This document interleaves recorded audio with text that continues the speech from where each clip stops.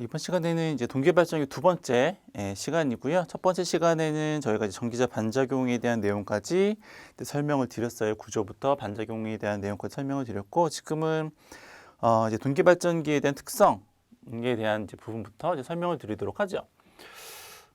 그 직류기에서도 이제 그 전압 확립이라는 거를 이제 간단하게 설명을 드렸었는데, 여기서는 뭐 전압 확립까지는 아니고 무부하 특성 곡선이라는 게 있어요. 부하가 걸리지 않았을 경우에 대한 이제 곡선인데,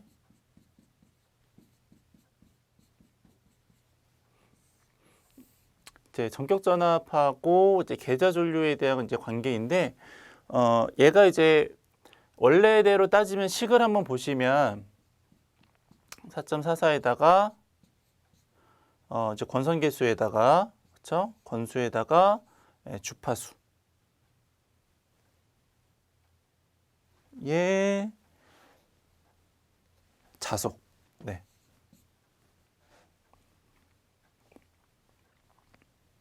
전 시간에 이 자속을 안 썼던 것 같네요. 예. 혹시 앞에 그 강의 좀 듣다가 좀 크게 중요하게 이렇게 뭐 캐치를 안 하셨겠지만, 혹시 앞에 설명할 때 제가 자속을 빼먹은 것 같아서, 그래서 이 자속 만약에 앞에 필기하신 분들은 요거 좀 다시 한번 써주시고, 네.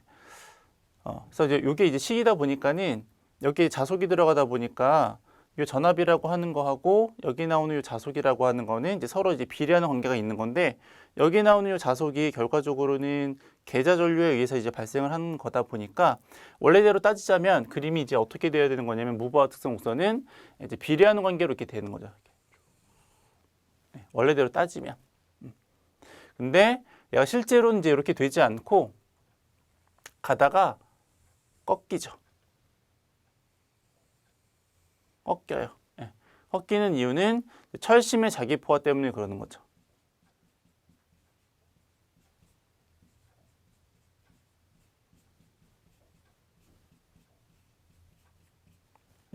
철심의 자기포화 현상 때문에 더 이상 어떤 그 자속을 더 이상 통과시키지 못하고 전기자에서, 그러기 때문에 더 이상 자속이 증가할 수 없으니까 더 이상 전압이 증가하지 못하고 일정하게 유지가 되는 것을 우리가 이제 철심의 자기포화 현상이라고 하고요. 그래서 무부하 특성 곡선이 이제 이렇게 그려진다라고 이제 하는 거죠. 그랬을 경우에 원래는 우리가 예상치는 이제 여기서부터 여기지만, 이게 철심의 자기포화 현상 때문에 이렇게 꺾이게 되잖아요. 요 B를 이제 우리가 뭐라고 부르냐면 이제 포화율이다라고 부르죠.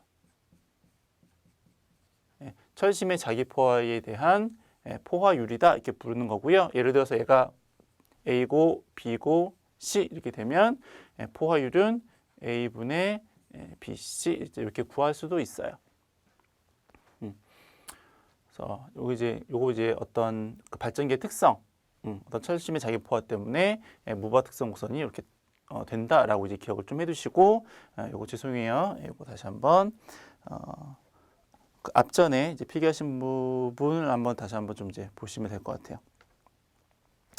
그래서 이제 요거는 이제 그렇고, 이제 그 다음에 이제 보실 게, 그 다음에 특성이 뭐냐면 이제 단락 전류라고 하는 건데,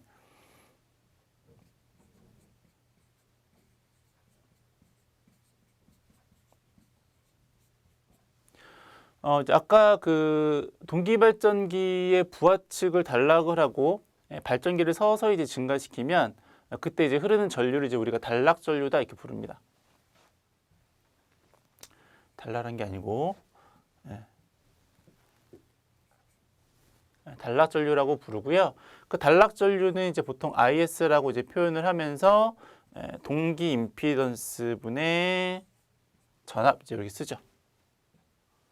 이게 뭐냐면 동기 임피던스예요.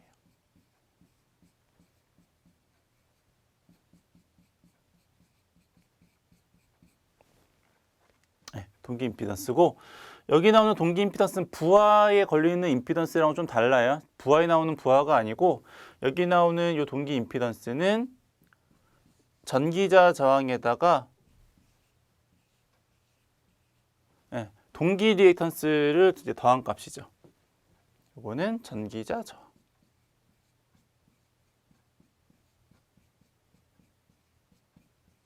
얘는 동기 리액턴스.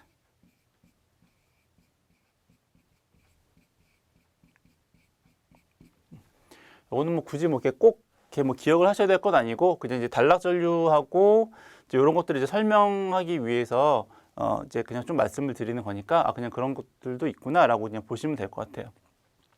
어쨌거나 단락 전류라고 하는 거는 2차 측을 단락하고 이제 발전기를 회전시켰을 경우에 발생하는 전류고요. 그때 단락 전류를 구하는 공식은 동기 임피던스에다가 이제 전압 이제 구합니다. 이때 이제 동기 임피던스라고 하는 거는 전기자 저항에다가 이제 동기 리액턴스를 더한 값인데 이 동기 리액턴스라고 하는 것이 전기자 반작용 리액턴스에다가 이제 누설 리액턴스에 대한 합이다 이렇게 보시는 거죠. 우리가 아까 앞에 전기자 반작용 있었죠. 예. 그때 발생하는 리액턴스. 예. 전기자 반작용 리액턴스.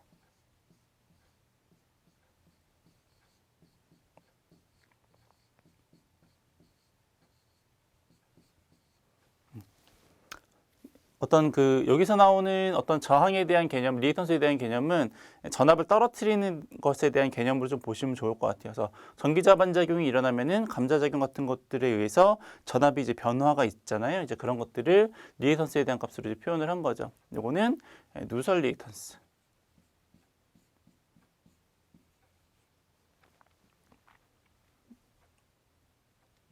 그래서 왜 이걸 이렇게 여기까지 이제 이렇게 설명을 드렸냐면 이 단락 전류라고 하는 게 이제 갑자기 급격하게 쇼트가 났을 경우에 어떤 이제 단락 전류가 흐르는 경우도 있기 때문에 이제 그거에 대한 설명을 좀 드리려고 여기까지 이제 온 거예요.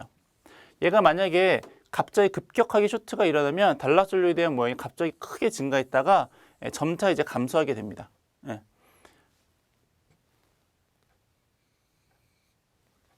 이렇게 되는 이유가 뭐냐면 처음에 쇼트가 빵 일어났을 경우에는 전기자 반작용에 대한 리액턴스 성분이 존재하지 않아요. 누설 리액턴스 성분만 존재했다가 빵 터지고 이렇게 어느 일정 시간 이후에 누설 리액턴스 이후에 전기자 반작용에 대한 리액턴스가 이제 증가하다 보니까 이 단락 전류가 처음에는 이렇게 커졌다가 전기자 반작용이 다시 이 추후에 다시 이제 발생을 하면 점점 이제 저항이 증가하니까는 전류값이 이제 안정화되는 거죠. 얘가 저항값이 이거라고 했으니까 전류값이. 얘가 빵 커졌는데 쇼트가 일어나가지고 빵 커졌는데 처음에는 이제 누설 리액턴스만 있다가 전기자 반작용이 그 추후에 발생을 하면서 얘가 이제 증가를 하게 되니까 단락 전류가 줄어들겠죠.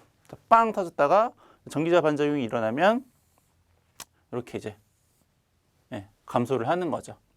그래서 이렇게 이제 갑자기 빵 일어났을 경우를 이제 우리가 뭐라고 부르냐면 돌발 단락 전류다 이렇게 불러요.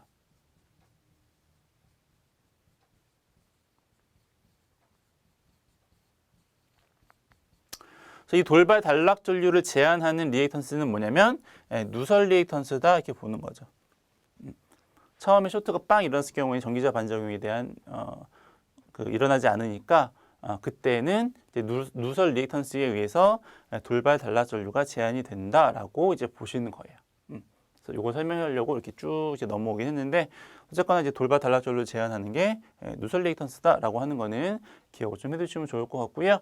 여기 나오는 단락 전류 구하는 공식도 좀 알아두시면 좋습니다. 기억을 좀 해두세요. 그래서 이제 단락 전류가 나왔으면 그 다음에 이제 나오셔야 되는 게 뭐냐면 단락비라고 하는 거예요. 이 단락비라고 하는 게 동기기에서는 좀 꽤 중요해요.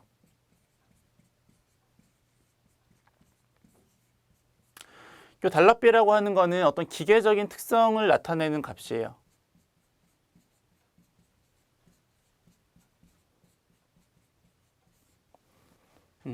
어떤 전격 전압을 이제 확립하기 위한 어떤 계자 전류에 대한 값하고 어떤 이제 무바에서에 대한 어떤 계자 전류에 대한 값을 이제 그것에 대한 이제 비를 이제 단락비라고 하는 건데 그 시 자체는 이제 크게 중요한 건 아니고 어쨌거나 이 단락비라고 하는 게 어떤 이 동기기에 대한 기계적인 특성을 나타내는 거다라고 하는 거는 좀 알고 계시면 좋고 그럼 어떤 기계적인 특성이 있는가? 단락비가 크다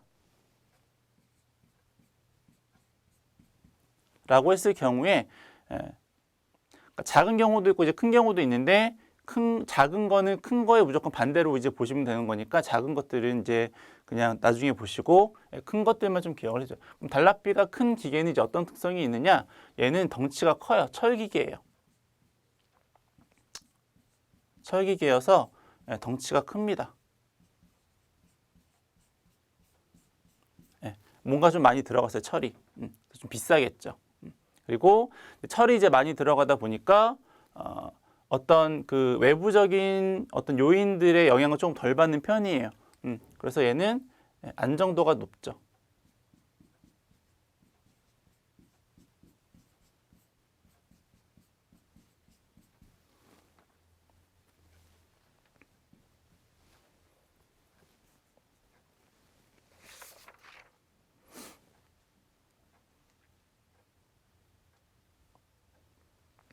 그리고 이제 아까 앞에서 설명드렸던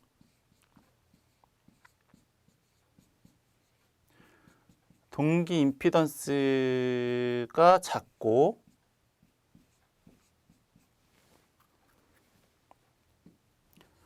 따라서 전기자 반작용에 대해 영향을 적게 받습니다.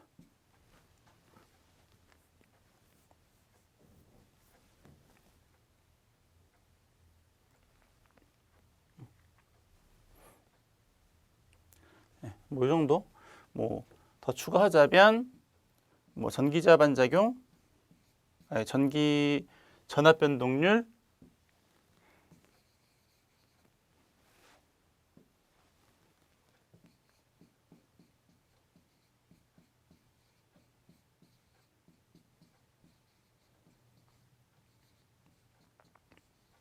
얘도 이제 작죠. 이런 이제 특성들이 있어요. 그래서 단락비가 크다라고 하는 기기는 안정도가 좋구나 라는 것은 좀 기억을 좀 해두시면 좋을 것 같아요. 여기 나중에 어떤 전력 쪽이나 이런 쪽에 이제 다른 과목을 이제 보시면 이 단락비가 큰 기계랑 이제 안정도가 높다라고 하는 것들이 좀 쌍으로 연결돼서 문제가 나오는 경우들이 좀 있기 때문에 단락비가 큰 기계는 안정도가 높다, 안정도가 좋다라고 하는 것들은 기억을 좀 해두시면 좋을 것 같아요. 그리고 어떤 전압 변동률이나 이런 유사한 것들에 대한 전압 강화율이나 이런 것들에 대한 것들은 다 영향이 좀 작고 가격이 좀 비싸고 덩치가 크다 뭐 이 정도. 작은 것들은 단락비가 작은 기계는 요거 이제 반대적인 특성을 갖고 있다라고 이제 보시면 될 것 같아요. 그래서 단락비를 보통 저희가 이제 기호로는 어떻게 쓰냐면 KS 이렇게 씁니다. 이 단락비를 구하는 식이 있는데 어떻게 구하냐면 퍼센트 동기 임피던스 분의 1 곱하기 100 이렇게 구해요.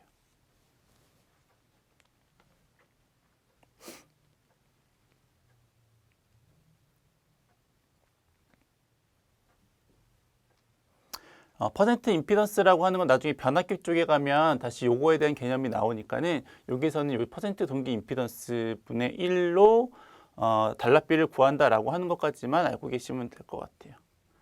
동기 임피던스예요. 퍼센트 동기 임피던스. 퍼센트 동기 임피던스.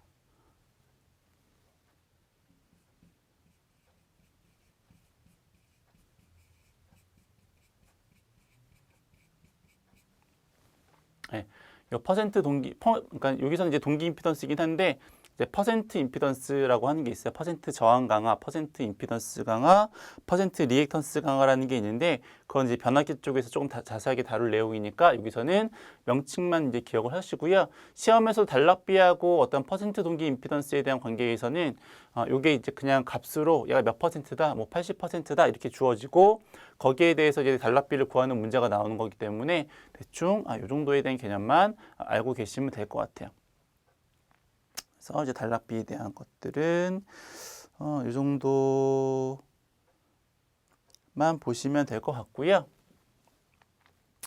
여기에 그 전압 변동률이라는 게 나온 김에 전압 변동률에 대한 식만 다시 한번 적어보면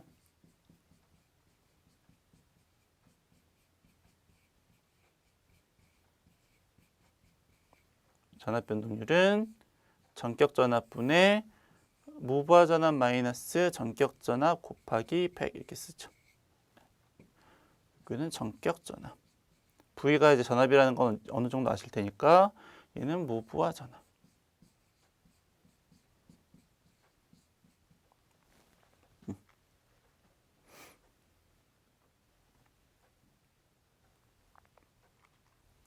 그래서 단락비는 이제 이 정도. 예. 하나 더.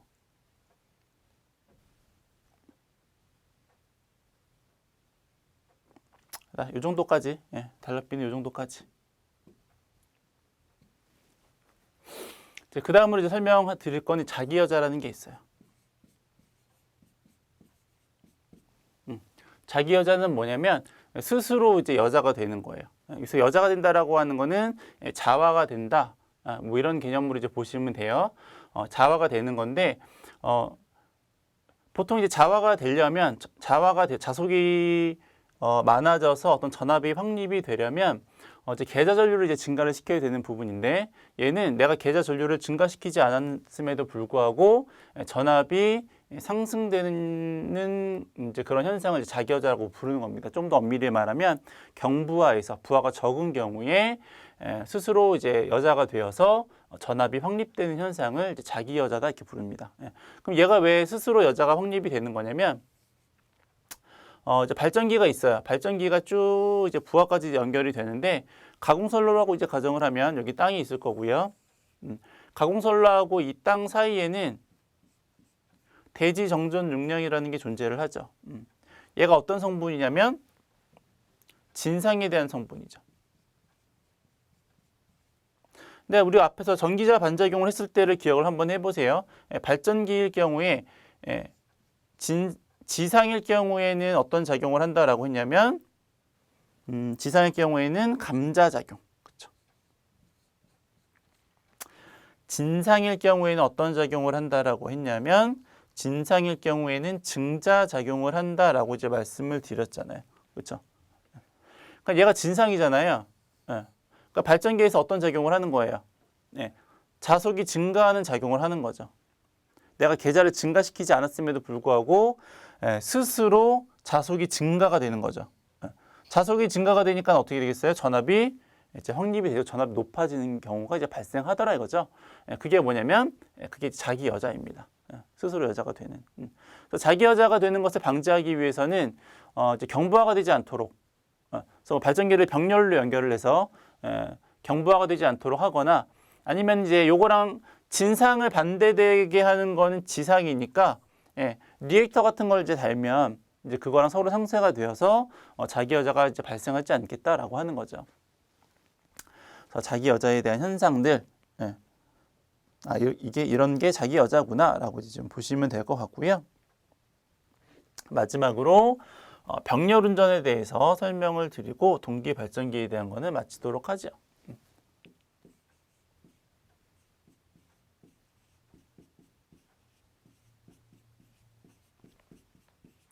직류기에서도 병렬 운전에 대한 내용이 있었죠. 그래서 직류기에서는 병렬 운전하려면 전격 전압이 같아야 되고요, 극성이 같아야 되겠고, 그렇죠? 그리고 약간의 수하 특성이 있으면 좋겠고, 그리고 직권이 있는 발전기를 병렬 운전하기 위해서는 균합선이 필요하다. 뭐 이런 걸 말씀드렸어요. 요소들이 비슷해요. 어쨌든 전압은 같아야 되겠고, 전압이 다르면 순환 전류가 발생을 하니까. 그 대신에 얘는 이제 뭐 극성은 상관이 없죠. 직류의 경우에 이제 극성이 필요한 거니까 교류는 뭐 특별히 이제 어떤 극성에 대한 내용은 없으니까, 관계가 없으니까. 그래서 요거를 마찬가지로 직류기에서와 마찬가지로 병렬 운전하기 위한 이제 조건들이 있죠. 어떤 게 있냐면 기전력의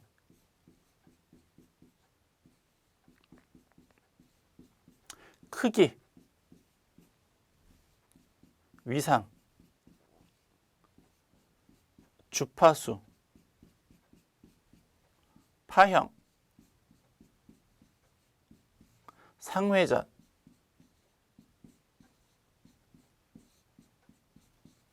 얘가 같아야지 병렬 운전을 할 수 있습니다.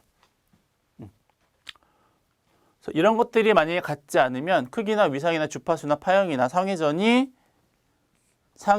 같지 않으면 이제 발전기끼리 순환 전류가 발생하니까 열도 많이 발생을 할 거고요. 예, 효율도 좋지 않을 테고 그래서 여러 가지 문제점이 발생을 하기 때문에 이런 것들이 같아야 되겠다라고 하는 거고 그냥 다 외우기 어려우시면 앞글자만 따서 크, 위, 주, 파, 상 해서 이제 외우시면 되죠. 빵 중에 크로와상이라는 빵이 있어요. 크로와상. 예. 크로와상이라는 것과 약간 좀 발음이 좀 비슷하죠. 크위 주파상. 예. 크자랑 상자가 똑같아요. 그래서 크위 주파상, 크로와상. 예. 해서 빵 이름처럼 외우시면 될 것 같아요. 크위 주파상. 예. 그래서 크기와 위상과 주파수와 파형과 상회전이 같아야 되겠다라고 하는 거고 추가적으로 여기에 나오는 크기와 위상이 달랐을 경우에 실제적으로 어떻게 되는가만 더 보시면 될 것 같아요.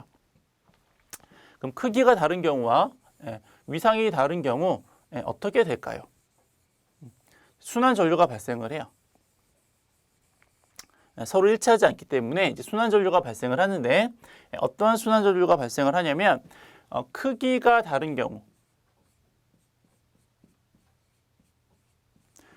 기전력의 크기가 다른 경우에는 무효 순환 전류가 발생을 합니다. 무효 순환 전류. 무효 순환 전류.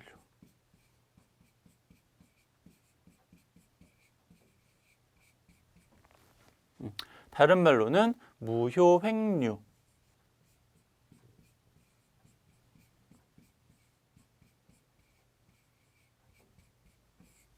네.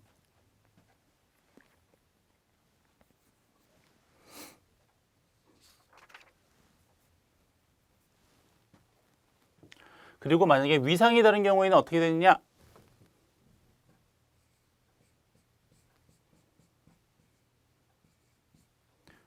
위상이 다른 경우. 위상이 다른 경우에는 유효 순환 전류가 흐르죠.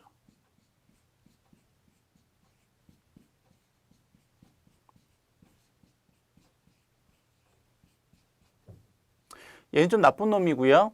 얘는 조금 좋은 놈이에요. 그래서 효과가 있는 거죠. 그래서 어떤 효과가 있냐면 위상이 서로 다른 경우에 그 위상을 서로 맞추어 주기 위해서 어떤 전류가 흘러요. 위상이 서로 다른 부분을 같게 만들어 주기 위해서 흐르는 전류를 유효 순환 전류라고 부르고요. 다른 말로는 동기화 전류라고도 부릅니다. 같게 만들어 주는 전류다.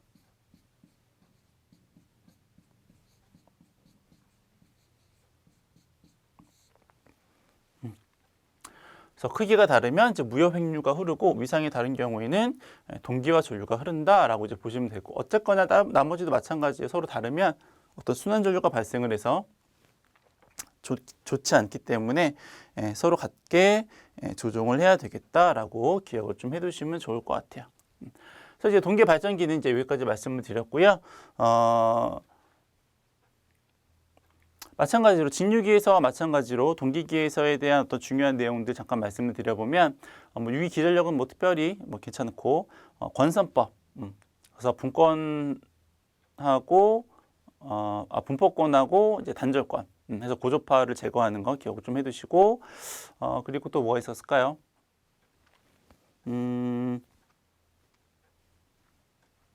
동기속도. 그렇죠. 동기속도에 대한 걸 기억 좀 하셔야 될 것 같고요. 그다음에 전기자 반작용에 대해서 지상일 경우에는 이제 그 감자작용을 하고 진상일 경우에는 증자작용을 한다. 뭐 이거 기억을 좀 해두시면 좋을 것 같고 단락비에 대한 것도 알아두세요.